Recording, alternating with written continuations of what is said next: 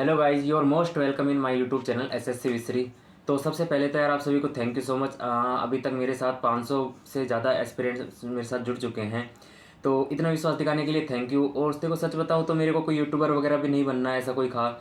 जब मैं भी आपकी तरह की स्टूडेंट था, मैं मेरी स्टडी आपके से साथ शेयर करता था कि कैसे मैं मॉक टेस्ट वगैरह लगाता था। 2022 की मेरी प्रिपरेशन से रिलेटेड काफ़ी सारी मैंने वीडियो भी अपलोड की हैं। हाँ, मेंस में मेरा क्या स्कोर रहा है, क्या सारे रिलेटेड की कैसे मॉक टेस्ट वगैरह अटैम्प्ट करता था, क्या स्कोर रहता था। और अब भी मैं 23 की प्रिपरेशन कर रहा हूँ, ठीक है। और 2022 में मेरा जो रो स्कोर बन रहा है वो 293 के समथिंग बन रहा है। और अभी रैंक IQ पे नॉर्मलाइज होकर, क्योंकि मेरा एग्जाम 3 मार्च को था, तो 300 प्लस दिखा रखा है। तो अभी देखते हैं क्या कट ऑफ वगैरह रहती है, 4600 मिलती है, 4200 मिलती है, देखते हैं, अभी उसका पता नहीं है। लेकिन हाँ, सिलेक्शन हो जाएगा। लेकिन एक सिलेक्शन होना ही काफ़ी नहीं है, अपने को ड्रीम जॉब चाहिए होती है, तो उसके लिए मेहनत करनी पड़ेगी। और मेरा मानना ये है कि जब तक आपको आपकी ड्रीम जॉब ना मिल जाए, तब तक आपको आपकी प्रिपरेशन करते रहना चाहिए। तैयारी छोड़नी नहीं चाहिए। तो आज की जो वीडियो होने वाली है, ये होने वाली है CGL 2023 के जो टायर 1 होने वाला है उसकी, कि अभी कब होगा। तो अगर SSC के कैलेंडर की बात करें तो उसके अकॉर्डिंग जनवरी और जुलाई के मिड में एग्जाम होगा CGL 2022 के प्री का। तो देखा जाए तो अगर मैं एक आइडियल डेट मानूँ, जैसा कि आपको कैलेंडर दिख भी रहा होगा स्क्रीन पे SSC का, उसके अकॉर्डिंग डेट, तो मैं एक अगर आइडियल डेट मानूँ तो 25 जून के बाद, 25 जून और 15 जुलाई के मिड के समथिंग कहीं ना कहीं ये एग्ज़ाम होने वाला है। तो यानी देखा जाए तो मोटा मोटी लगभग 3 महीने के समथिंग, यानी 90 दिन बच रहे हैं। तो अब आखिरकार इन लास्ट के 90 दिनों में क्या आपका स्टडी प्लान क्या होना चाहिए कि एक आप अच्छा स्कोर कर पाओ। मतलब स्कोर ही करना या आपको कट ऑफ भी क्लियर नहीं करनी, एक डिसेंट स्कोर करना है। आपकी कोशिश होनी चाहिए कि आप WO की कट ऑफ भी क्लियर कर पाओ। आपको नॉर्मल आपकी कैटेगरी की कट ऑफ क्लियर नहीं आपको, क्योंकि ये देखो WO की कट ऑफ क्लियर करने से आपके पास एक एक्स्ट्रा अपॉर्चुनिटी मिलती है WO का एग्जाम देने की, और उससे काफ़ी बेनिफिट मिलता है आपको। उसका आपको अभी बाद में पता चलेगा। अभी आपको आपका टारगेट ही होता है कि आप कट ऑफ क्लियर करो, ठीक है। कट ऑफ क्लियर का होना चाहिए, लेकिन आपका होना चाहिए कि अब मैं जितना डिसेंट स्कोर कर सकूँ उतना करूँ, क्योंकि पढ़ा हुआ वेस्ट नहीं जाने वाला, आगे भी काम आएगा, क्योंकि मेंस का सेम स्कोर रहने वाला है। तो अब आपको ऐसे मतलब क्या किया जाए आखिर इन लास्ट के 3 महीनों में, इन 90 दिनों में, कि अपना एक अच्छा स्कोर कर पाओ। तो आज की जो वीडियो होने वाली है ये इसी रिगार्डिंग होने वाली है। तो वीडियो को आप स्किप ना करना, बिल्कुल भी पूरी देखना, कोशिश करूँगा ज़्यादा बड़ी ना हो पाए। तो और सबसे पहले मैं एक इम्पोर्टेंट बात जो वीडियो स्टार्ट करने से पहले कहना चाहूँगा कि अभी यूट्यूब पे कुछ कंट्रोवर्सियाँ चल रही है टीचर्स के बारे में। तो आप सभी क्या है कि उनमें पार्टिसिपेट करते हो, कमेंट वगैरह करते हो उनकी वीडियो में जा जाके। तो यार ऐसा ना करो, आपका काम है पढ़ने का, आप अपना टाइम वेस्ट क्यों कर रहे हो। और आपको दिक्कत ये है कि आप उन सब चीज़ों पे ध्यान दोगे ना, तो आप खुद ही कन्फ्यूजन में होगे, डिस्ट्रैक्ट होगे। और सेकंड बात, जो उन टीचर्स से पढ़ रहा है, जो वो वहाँ पे जिनके बीच कंट्रोवर्सी चल रही है, तो उसका माइंड में बहुत ज़्यादा कन्फ्यूजन हो जाता है। फिर उसको लगता है कि यार मैं जिस टीचर से पढ़ रहा हूँ वो सही है या नहीं है, कुछ तो डाउट जाता ही है उसके। तो आपसे सब बेस्ट यही एडवाइस यही है कि आप अपने पढ़ने पे ध्यान दो। जो जिस भी टीचर से पढ़ रहे हो बेस्ट है, कोई भी टीचर खराब नहीं होता। बस अपने पढ़ने पे ध्यान दो और उनकी फालतू की कंट्रोवर्सी वीडियो में ना देखो। अब 3 महीने ज़्यादा टाइम नहीं है, टाइम वेस्ट ना करो। अब आपका हर मिनट हर आवर इंपॉर्टेंट है। अब इसको इफेक्टिवली यूज लेना है आपको, ठीक है, इन लास्ट 90 डेज़ को। तो चलिए मैं आपको एक, जो देखो स्ट्रेटेजी का तो क्या है कि काफ़ी कमेंट भी आ रहे थे कि आपकी स्ट्रेटेजी बताइए भाई। तो देखो अभी मैं कोई ऐसा टॉपर नहीं हूँ कि मैं स्ट्रेटेजी बताऊँ। मेरे एक नॉर्मल एवरेज मार्क्स हैं 300 के समथिंग, तो ऐसे कोई खास भी मार्क्स नहीं है। लेकिन हाँ, मैं आपको आपके साथ ये ज़रूर शेयर कर सकता हूँ कि मेरा मतलब स्कोर कैसे किया, मैं कैसे अपने स्टडी रूटीन बनाता था, कैसे पढ़ता था। तो इस वीडियो में आपको बस एक छोटा सा उसी का आइडिया देने वाला हूँ कि आपको भी आपका स्टडी रूटीन कैसे रखना है, आपकी मतलब कैसे स्ट्रेटेजी बनानी है। और देखो स्ट्रेटेजी आप खुद की बनाओ, किसी की फॉलो मत करो, ना कि मेरी ना किसी टॉपर की। आप अपने अकॉर्डिंग बनाओ, क्योंकि हर किसी की कैपेसिटी अलग है। आपकी अलग है, आप हो सकता है 4 घंटे पढ़ते हो, आप 8 घंटे पढ़ पाते हो। कोई कहता है कि कोई टॉपर कह देते हैं कि मैं 10-12 घंटे पढ़ पाता, आप सोचते हो कि यार मेरे साथ पढ़ा नहीं जाएगा। तो हर किसी की कैपेसिटी अलग है, कोई सुबह पढ़ता है अर्ली मॉर्निंग में, तो कोई नाइट में। तो हर कोई अपने अपने टाइम के अकॉर्डिंग पढ़ सकता है। मैं जो ज़्यादातर था दिन में पढ़ता था, रात को लेट नाइट पढ़ना फिर कम कर दिया था, क्योंकि हेल्थ इश्यूज़ होने लग गए थे। तो अब आगे जो मैं बात करूं, ठीक है, तो अपने पास क्या है कि दो तरह के स्टूडेंट हैं। एक तो है जो फर्स्ट टाइम स्क्वायर देंगे, फर्स्ट टाइम एग्जाम देंगे, जो बिगिनर्स हैं 2023 का। और एक है जो मेरे जैसे सेकंड या थर्ड टाइम अटैम्प्ट देंगे, जिनका पहले दे रखा है, ठीक है। तो मैं सबसे पहले बात करता हूँ जिनका इस बार फर्स्ट अटैम्प्ट होने वाला है, कि उन्हें क्या करना है। तो देखो सबसे पहले तो मैं ये मानूंगा कि आपने लगभग 60 से 70% सिलेबस कंप्लीट कर लिया होगा। तो अब आगे क्या करना है कि आपको सबसे पहले आपका सिलेबस 60 से 70% कंप्लीट है। तो अब बाकी जो सिलेबस है उसको आप कोशिश करो कि 1 जून तक यानी 2 महीनों में आपको कंप्लीट उस सिलेबस को कंप्लीट करना है। क्योंकि अगर आप तीनों महीनों में सिलेबस को ही कंप्लीट करोगे तो फिर पढ़ोगे कब, प्रैक्टिस कब करोगे, ठीक है, मॉक टेस्ट वगैरह कब दोगे। तो आपको 2 महीनों के अंदर सिलेबस को कंप्लीट करना है। और लास्ट 1 महीने में क्या करना है वो भी मैं बता दूंगा, अभी बता दूंगा, और बाद में भी एक लास्ट 1 मंथ की स्ट्रेटेजिक वीडियो डालूंगा, उसमें बताऊंगा कि अब आगे क्या करना है, ठीक है। तो अभी फिलहाल के लिए आपको ये सिलेबस कंप्लीट करना है। अब जो कुछ इंपॉर्टेंट बातें जो आपको अब करनी है कि इन 2 महीनों के लिए आपको क्या स्ट्रेटेजी होना है, क्या आपका स्टडी रूटीन होना चाहिए। तो सबसे पहले तो आपको है कि मंथली आपका टारगेट होना चाहिए। आपका मंथली टारगेट बनाओ, एक पेपर लो, जैसे मैंने एक बनाया हुआ है सब कुछ आपके लिए, और ऐसे बना खुद के लिए बनाता था। और मैं क्या करता था, खुद के लिए बनाता था, उसको पूरा प्रॉपर बनाता था। हर सब्जेक्ट का लिखना है, ठीक है, इंग्लिश का लिखना कि इंग्लिश में मेरे को ये क्लास लेनी है, इतनी क्लासें कंप्लीट करनी है, ये टॉपिक करना है, और इतनी प्रैक्टिस करनी है, मेरे को जितना पढ़ा दिया पहले को इतना रिवाइज करना है, ये सब लिखना बकायदा हर सब्जेक्ट का, same math, reasoning, English, GK, ठीक है, सबका करना है। उसके बाद में आप उसको अपनी जहाँ भी पढ़ रहे हो वहाँ पे चिपका लेना कि मेरे को ये अपने डेस्क पे लगा लेना, चाहे कहीं भी, ठीक है। तो आपको क्या है कि वो आपके माइंड आपके सामने रहेगा, तो आपको पता चलता रहेगा मैंने यहाँ इसमें से इतना कर लिया। अब उसके बाद में आता है, देखो आपका एक वीकली शेड्यूल भी बनता है। आप चाहो तो महीने में 2 बार बना सकते हो 15-15 दिन का, या फिर वीकली बना सकते हो। उससे भी एक छोटा सा वीकली बना सकते हो आप, उसकी डायरी वगैरह में कहीं भी नोट कर सकते हो, छोटा सा चाहे पेज लेके उसमें भी लिख सकते हो कि मेरे इस वीक में इतनी क्लासें करनी है और इस चैप्टर को कंप्लीट करना है और इस टॉपिक की एक्सरसाइज कंप्लीट करनी है, ऐसे, ठीक है। तो इतनी वोकैब कंप्लीट करनी है, ये सब करना है। ये हो गया वीकली। अब आता है मेन अपना थर्ड, जो डेली शेड्यूल बनता है आपका। और सबसे मेन चीज़ यही होती है, इसका काफ़ी इंपॉर्टेंट रोल होता है। आपका क्या होता है कि आप दिन में 5-7 क्लास मैथ की ले रहे हो और बाकी अदर सब्जेक्ट को भूल गए, ज़्यादा से ज़्यादा होता है तो इंग्लिश और पढ़ लेते हो, बाकी रीजनिंग और जीके का पता ही नहीं है कहाँ है। तो देखो भाई, ऐसे नहीं होता। आप सोचते हो 3-4 घंटे पढ़ के कुछ हो जाएगा, तो ऐसे नहीं होता। पढ़ना पड़ेगा, लग के पढ़ना पड़ेगा।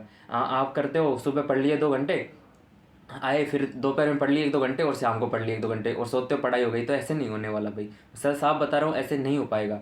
आपको लग के पढ़ना पड़ेगा, कम से कम 7-8 घंटे तो पढ़ना ही पड़ेगा। और देखो घंटे मैटर नहीं करते, ऐसी बात नहीं है, लेकिन हाँ, अगर आप थोड़ा वीक हो फिर तो आपको पढ़ना ही पड़ेगा ना। और सॉल्यूशन क्या है, जितना पेन चलाओगे उतना ही रिजल्ट निकलेगा।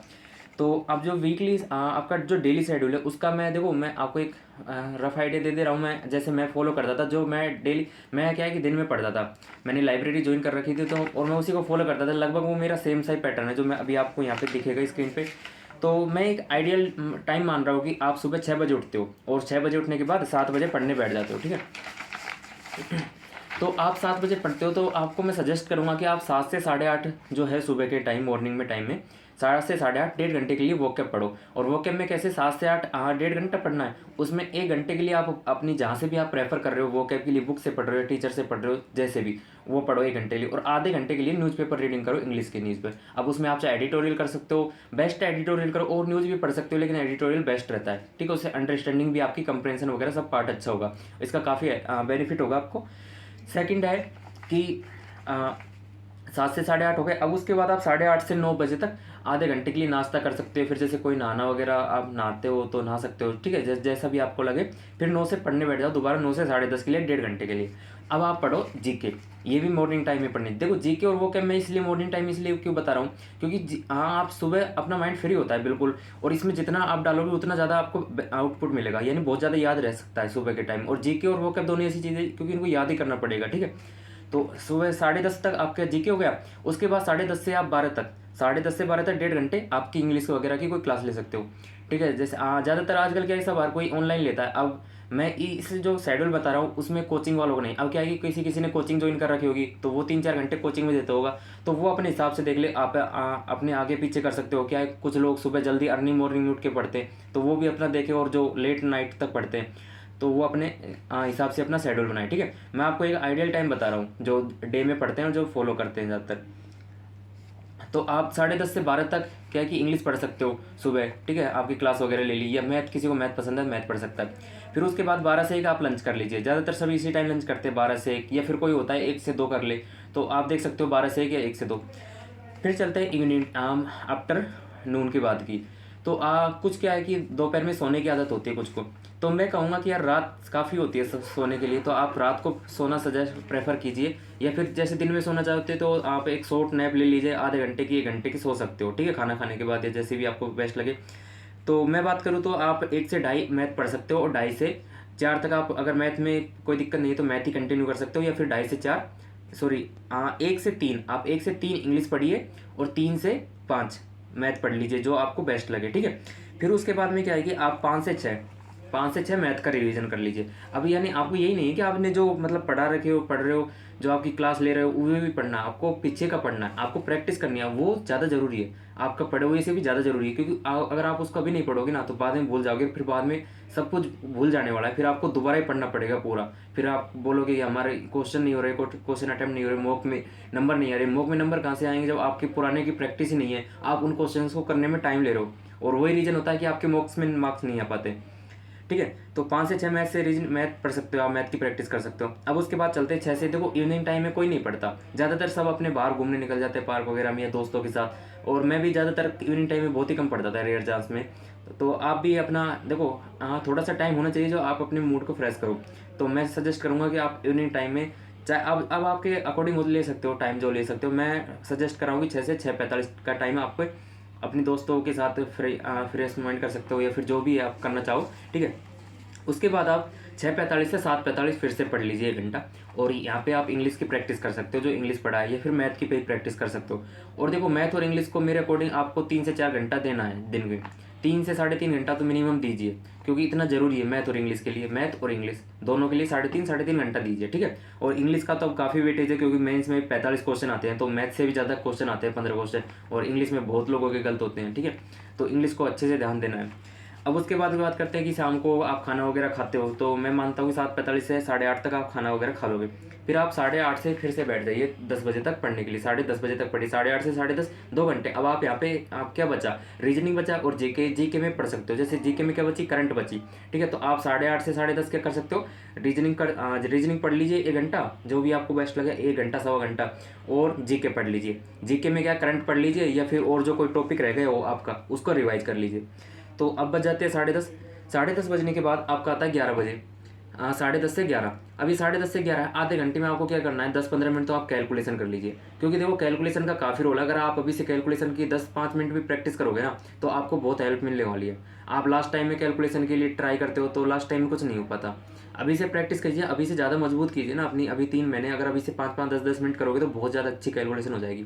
लेकिन आपको डेली थोड़ा ये कंटिन्यू करनी है, ठीक है। शेड्यूल को फॉलो करना, शेड्यूल बनाना ईजी है, लेकिन उसको फॉलो कर पाना बहुत हार्ड है, ठीक है। तो आपको ट्राई करना है कि आप फॉलो कर पाओ, ठीक है। तो 10:30 के बाद 10:30 से 11 हो गया, 11 के बाद आप सो सकते हो, 11 से 6 आप आराम से 7 घंटे की नींद ले सकते हो। अभी आपके ऊपर है कि आप नींदों से साथ सोना बाबू करना चाहो या किसी और के साथ, जो भी है आपकी मन मर्जी, आप कुछ भी कर सकते हो, ठीक है। तो ये हो गया आपका डेली शेड्यूल की बात। अब आगे चलता हूँ मैं। तो अब आती है बात मॉक टेस्ट की, कि मॉक टेस्ट का कि आपको कितने मॉक टेस्ट अटेम्प्ट करने हैं, क्या करने हैं। तो देखो 2 तरह के, एक जिन्होंने अभी कोर्स स्टार्ट किया उनका 20-30% सिलेबस हुआ है, तो वो तो उनको सजेस्ट करूँगा कि आप ज़्यादा नहीं तो एक या 2 मॉक टेस्ट अटेम्प्ट कीजिए वीक के, ठीक है, और उनका प्रॉपर एनालिसिस कीजिए। लेकिन हाँ, जिनका 60 से 70% सिलेबस हो चुका है, कवर हो चुका है लगभग, तो उनको मैं सजेस्ट करूँगा कि 2 से 3 टेस्ट मॉक टेस्ट मिनिमम दीजिए आप अभी से। 2 से 2 तो दीजिए, एटलीस्ट 2 तो देने ही आपको, और उनका प्रॉपर एनालिसिस करना है। आप मॉक टेस्ट के स्कोर को मत देखना आप कि मेरा 60 नंबर आ रहा है, 70 नंबर आ रहा है, 80 नंबर आ रहा है, अभी उसको इतना हाईलाइट इतना सीरियस नहीं लेना। अभी आपको ये देखना है मॉक टेस्ट में, आपका अभी फोकस ये होना चाहिए कि आपने जितना पढ़ लिया है उसमें से आपका कोई क्वेश्चन नहीं छूटना चाहिए। जैसे आपने मैथ में जितने अर्थमेटिक अगर पूरा पढ़ लिया, तो अर्थमेटिक का कोई क्वेश्चन गलत नहीं होना चाहिए या छूटना नहीं चाहिए। अगर गलत हो रहा है या छूट रहा है तो इसका मतलब आपकी कमी है अभी, क्योंकि आप एक तो पहले ही 60 से 70% सिलेबस कर पा रहे हो, इसका मतलब है सीधी सी बात है कि आप मॉक टेस्ट में भी 60 से 70% अटेम्प्ट कर पाओगे, और फिर 1 घंटे में भी आप उसको पूरा कंप्लीटली नहीं कर पा रहे, तो फिर आप कहाँ, आपकी कमी है, प्रैक्टिस की कमी है। तो ये हो गई टेस्ट की बात, मॉक टेस्ट की बात। अब की और एक चीज़ और की, अभी तक जो आपने पढ़ा है ना उसका रिवाइज करते रहो पीछे से, साथ साथ कम से कम जो आपके टीचर ने पढ़ाया ना उसको 2 टाइम्स तो रिवाइज करो, चाहे मैथ हो, चाहे इंग्लिश हो, चाहे जीके रीजनिंग, उसको 2 टाइम रिवाइज कर लीजिए, ठीक है। क्योंकि सबसे ज़्यादा बेस्ट उसी का इफेक्ट आएगा आपका। आप सोचो कि अब हमने एक बार पढ़ लिया, उसके बाद आप लग जाते हो प्रीवियस ईयर वगैरह करने में, तो भाई उसका करने का कोई फायदा नहीं होगा। जब तक आपने जो पढ़ा है ना उसको कम से कम 2 बार तो करिए, 2 से 3 बार करिए, ठीक है, एटलीस्ट 3 बार, 2 से 3 बार कर लीजिए, ठीक है। फिर आपका जो नए क्वेश्चन होंगे ना तो भी आपसे अटेम्प्ट होने लग जाएंगे, और प्रीवियस ईयर में आपका कोई भी क्वेश्चन नहीं छूटेगा, ठीक है। तो आपको करना है प्रीवियस ईयर, बाद में करना है, जब लास्ट 1 मंथ रहेगा ना तब आपको बताऊंगा प्रीवियस ईयर करना है, कम करना है, ठीक है। और अभी भी अगर आपको किसी को करना है तो 2022 का प्रीवियस ईयर ही करना भी, आप पहले जो आपको पढ़ा दिया उसी को सबको रिवाइज करो, अपना सिलेबस कंप्लीट करो, फोकस ये होना चाहिए अभी आपका। तो ये हो गई बात जिनका अभी फर्स्ट अटैम्प्ट होने वाला है। अब मैं बात करता हूँ जिनका इस बार सेकंड अटैम्प्ट रहेगा या थर्ड अटैम्प्ट रहेगा, उनका क्या अपना स्टडी प्लान होना चाहिए, क्या रूटीन होना चाहिए। तो सिलेबस तो आप सबका लगभग कंप्लीट होता है मैं मेरे अकॉर्डिंग, क्योंकि आपने पहले अटैम्प्ट दे चुके होते हो और अब तक लगभग सब सिलेबस कंप्लीट कर चुके होते हो। काफ़ी लोग होंगे जिन्होंने प्रीवियस ईयर भी काफ़ी हद तक कंप्लीट कर लिया होगा। तो अब उनके लिए तो मैं देखो, हाँ वो अपना खुद एबल है कि अपना सब कुछ प्लान बना सकते हैं। फिर भी मैं उनको कुछ जो बताना चाहूँगा वो यही है कि आप सबसे पहले तो अपना प्रीवियस ईयर का जो अभी तक आपका सिलेबस था ना, अपना जो नोट्स वगैरह थे उनको एक बार रिवाइज कर लीजिए। 10-5 दिन में, 20 दिन में, जो भी हो, जितना टाइम लगे, कंप्लीटली एक बार गो थ्रू हो जाइए और 1 से 2 टाइम उसको रिवाइज कर लीजिए। जो कराए टीचर्स ने कराए कम से कम 1 से 2 बार उनको कर लीजिए, ठीक है। ये करने के बाद आपको क्या करना है कि जो आपका प्रीवियस ईयर है वो करना स्टार्ट कर दीजिए। सबसे पहले करना है आपको 2022 का प्री का और मेंस का, दोनों 2022 के कर लीजिए, ठीक है। ये करने के बाद आपको करने हैं 2017 के, यानी 2017 के। मैं 2017 के क्यों बता रहा हूँ, क्योंकि देखो 2022 का पेपर इजी आया था, नॉर्मल लेवल का, ऐसा कोई हार्ड नहीं आया था। तो आप सबसे पहले इसको कीजिए, तो आपको पता चलेगा कि आप कर पा रहे हो नहीं कर पा रहे, तो आप मतलब इतना पैनिक नहीं होगे, ठीक है। और उसके बाद कीजिए 2017 का, क्योंकि 2017 का जो है एसएससी की हिस्ट्री में सबसे अच्छा पेपर माना जाता है। तो आप उसको करोगे तो आपको पता चलेगा कि पेपर किस हद तक डिफिकल्ट हो सकता है, उससे आपको डिफिकल्टी लेवल पता चलेगा। फिर वहाँ पे आप देखना कि आप कितना कर पा रहे हो, ठीक है। तो उसको आप अटेम्प्ट करना। फिर उसके बाद आप 2018 का, फिर 2020 का, 2021 का अटेम्प्ट कर सकते हो ऐसे, ठीक है। 2021 का कर लेना, 2017 करने के बाद फिर 2020 का लेटेस्ट कर लेना। फिर उसके बाद 2018 का भी कर सकते हो आप, जितना टाइम बचेगा। लेकिन अभी टाइम खूब है आपके पास, तो 3 महीने, तो 3 महीने में तो आप बहुत कुछ कर लोगे, ठीक है। और अब आपको बात आती है मॉक टेस्ट की। तो आपको मॉक टेस्ट कैसे देना है कि आपको मेरे अकॉर्डिंग तो आपको 4 से 5 मॉक टेस्ट आपको एक वीक में देने चाहिए प्री के।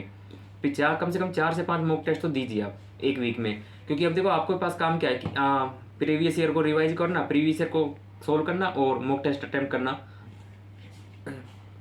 और सेकंड अपने नोट्स को रिवाइज करना, ठीक है। तो 4 से 5 तरीके में हो गई। और एक चीज़ और जो मैं आपको सजेस्ट करना चाहूँगा, अगर कोई फॉलो करना चाहे तो कर सकता है, देखो लेकिन मेरे अकॉर्डिंग है कि ये बेस्ट रहेगा अगर आप अभी से इस चीज़ को फॉलो कर रहे हो। आपको क्या है कि एक वीक में एक मेंस का मॉक टेस्ट देना है अभी से, चाहे संडे को आप दे सकते हो, ठीक है। ये उन्हीं के लिए जिनका सेकंड या थर्ड अटेम्प्ट होने वाला है प्री का इस बार, उनके लिए बोल रहा हूँ। क्योंकि उनका इससे काफ़ी इफेक्ट पड़ेगा किस पे, मेंस के स्कोर पे। क्योंकि देखो आप प्री तो पहले क्लियर कर चुके हो, पहले दिया है, आपको नॉलेज है कैसा एग्जाम आने वाला है, तो आप क्वालिफाई कर जाओगे उसको इजीली। अब आपको मेंस को भी टारगेट करना है, क्योंकि मेंस में आपको एक अच्छा स्कोर करना है, ठीक है। ये नहीं है कि आपको नॉर्मल वही पहले की तरह पीछे कम स्कोर में रहना, आपको रैंक बनानी है, ठीक है। और रैंक बनानी है तो उसके लिए आपको अभी से थोड़ा मेहनत करना पड़ेगा, ठीक है।